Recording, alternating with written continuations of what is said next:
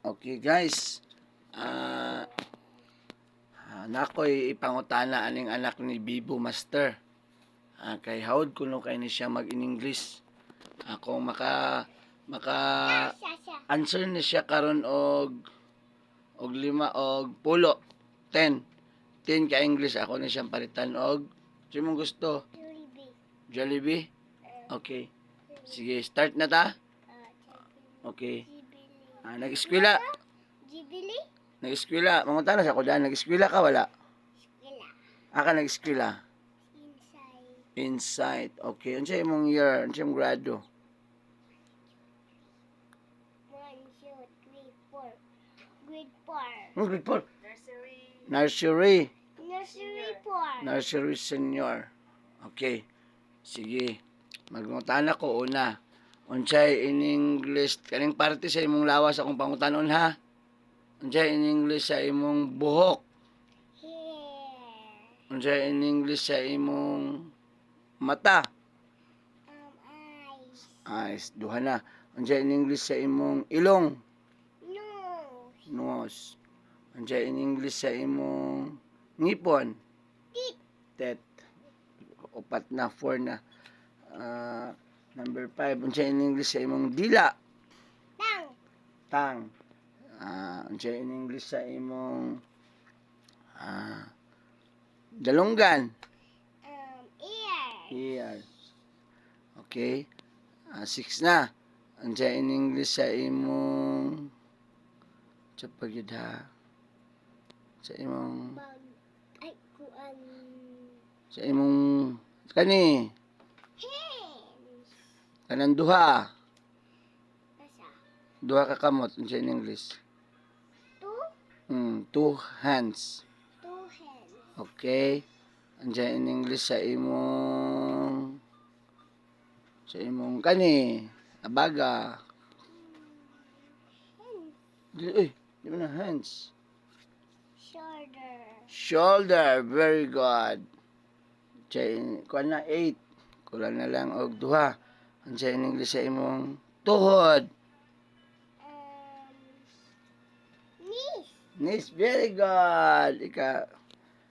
Siyam na, last na lang. Unsay in English sa imong ulo. Head. Kusga. Head. Very good. Pakpak. Number 10. Okay, ay saha. Unsa may imong gusto na perfect nimo ang 10 ka questions. Unsa? Wala pa man napil ang tiil.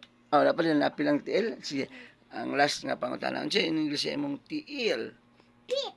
Fit. Very good. Very good. Good kay ni siya tanan. Pila gani imong edad?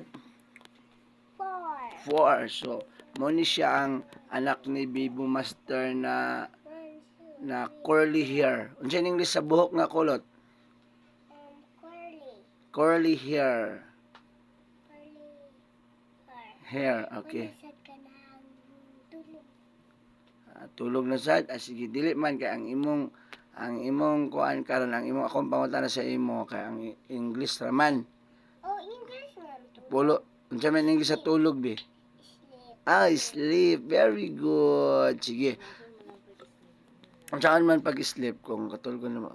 Be, dahil tanong sa sleep, be. Ha? Sige, sentence daw ang sleep.